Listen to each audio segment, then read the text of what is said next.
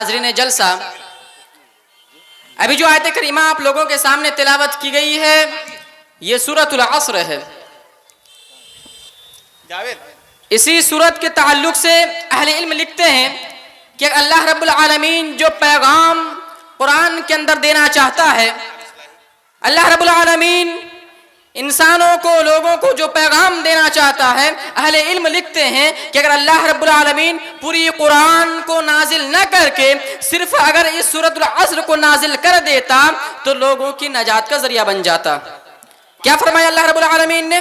والعصر، کہا زمانے کی قسم، ان الانسان لفی خسر، بے شک تمام کے تمام انسان گھاٹے میں ہے، خسارے میں ہے، تمام کے تمام انسان، الا الذین آمنوا وعملوا الصالحات، سوائے ان لوگوں کو جن کو اللہ رب العالمین نے یہاں پہ مستثنیٰ کیا ہے، الگ کیا ہے، فرمایا الا الذین آمنوا وعملوا الصالحات، جن لوگوں نے ایمان لایا اور عمل صالح کیا، ان کے علاوہ تمام کے تمام لوگ اس روئے زمین کے اندر جتنے بھی بسنے والے ہیں، چاہے مسلمان ہو، کافر ہو، مشرک ہو، جو بھی ہو، ایمان اور عمل صالح کے بغیر جو بھی انسان زندہ ہے وہ خسارے میں ہے، گھاٹے میں ہے۔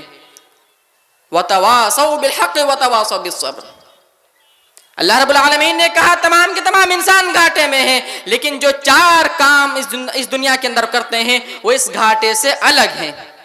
وہ چار کام کیا ہے؟ ایمان لانا، عمل صالح کرنا، اور ایک دوسرے کو حق کی وصیت کرنا، اور صبر کی وصیت کرنا۔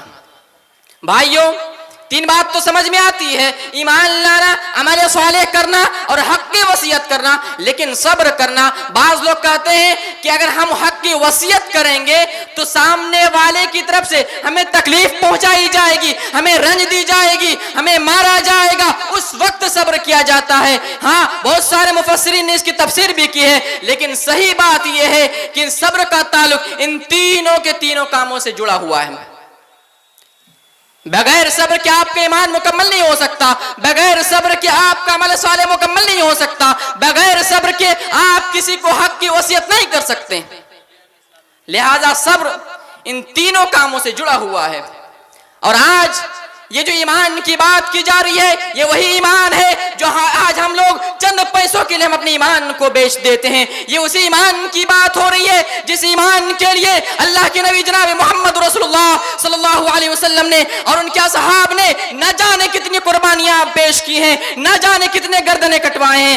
آج اس ایمان کو ہم معمولی سے بیچ دیتے ہیں۔ بھائیوں، آج ہم جس ماحول میں جیتے ہیں، آج ہمارے پاس غیر مسلموں کو کہنے کے لیے ایک جملہ ہے کہ اگر تم اسلام کی صحیح شکل کو دیکھنا چاہتے ہو، اسلام کی صحیح صورت کو دیکھنا چاہتے ہو تو تم مسلمانوں کو نہ دیکھو بلکہ قرآن و حدیث کو دیکھو۔ کیوں وہ قرآن و حدیث کو دیکھے؟ کیا قرآن و حدیث صرف مسلمانوں کے لیے، تمہارے لیے نہیں؟ کیا قرآن و حدیث صرف ان کے لیے، تمہارے لیے نہیں ہے؟ ہاں، یہ ہمارے اور آپ کے لیے وقتی جواب ہو سکتا ہے، ایک وقت کے لیے جواب دینے کے لیے کافی ہے، لیکن یہ ہمارے اور آپ کے لیے عذر تو نہیں ہے۔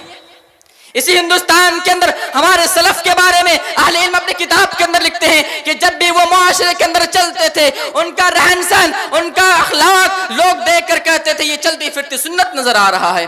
آج مسلمانوں کو دیکھ کر یہ کیوں کہنا پڑ رہا ہے کہ آج مسلمان خود قرآن و سنت پر عمل نہیں کر رہے ہیں؟